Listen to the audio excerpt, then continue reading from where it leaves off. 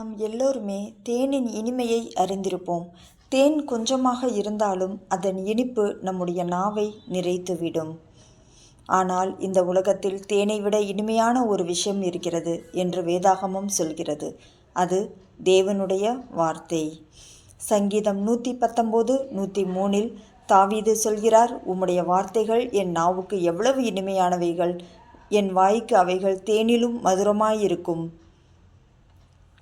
நாம் வாழ்க்கையில் எத்தனையோ வார்த்தைகளை கேட்கிறோம். சில வார்த்தைகள் நம்மை சந்தோஷப்படுத்துகின்றன, சில வார்த்தைகள் நம்மை காயப்படுத்துகின்றன, சில வார்த்தைகள் மனதை உடைத்து விடுகின்றன.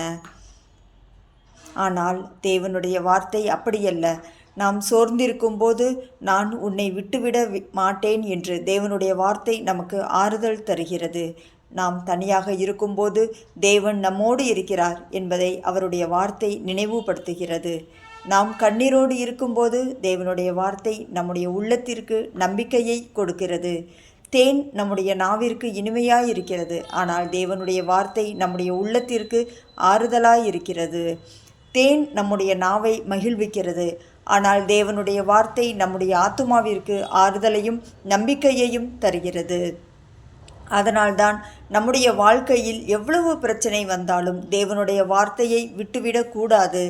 காலையில் எழுந்தவுடன் இரவு படுக்கைக்கு செல்வதற்கு முன் வேதத்தை வாசித்து ஜெபிக்க வேண்டும். மனம் உடைந்த நேரத்திலும் வேத வசனங்களை வாசித்து தியானிக்க வேண்டும். ஏனென்றால் சில நேரங்களில் மனிதர்கள் நம்மை புரிந்து கொள்ளாமல் போகலாம். நாம் விடும் கண்ணீரை யாரும் பார்க்காமல் இருக்கலாம். நம்முடைய வேதனையை யாரும் அறியாமல் இருக்கலாம். ஆனால் தேவன் நம்முடைய இருதயத்தை அறிந்திருக்கிறார். இன்று உங்களுடைய மனம் சோர்ந்திருக்கிறதா? கவலைப்படாதீர்கள். உலக மனிதர்களின் வார்த்தைகளை விட தேவனுடைய வார்த்தைக்கு அதிக முக்கியத்துவம் கொடுங்கள். இன்று முதல் நாம் ஒரு தீர்மானம் எடுப்போம். கர்த்தாவே, என் வாழ்க்கையில் எத்தனை சூழ்நிலைகள் வந்தாலும் உம்முடைய வார்த்தையை நான் பிடித்து கொள்வேன். தேனை விட இனிமையான உம்முடைய வார்த்தை என் இருதயத்தை நிறைத்தருவதாக. அன்பானவர்களே, உங்கள் வாழ்க்கையில் இப்போது கசப்பான நாட்கள் இருந்தாலும் தேவன் அதை இனிமையான நாட்களாக மாற்ற வல்லவர். நாம் தேனை பார்க்கும்போது தேவனுடைய வார்த்தை என் வாழ்க்கைக்கு இதைவிட இனிமையானது என்பதை நினைத்து கொள்வோம்.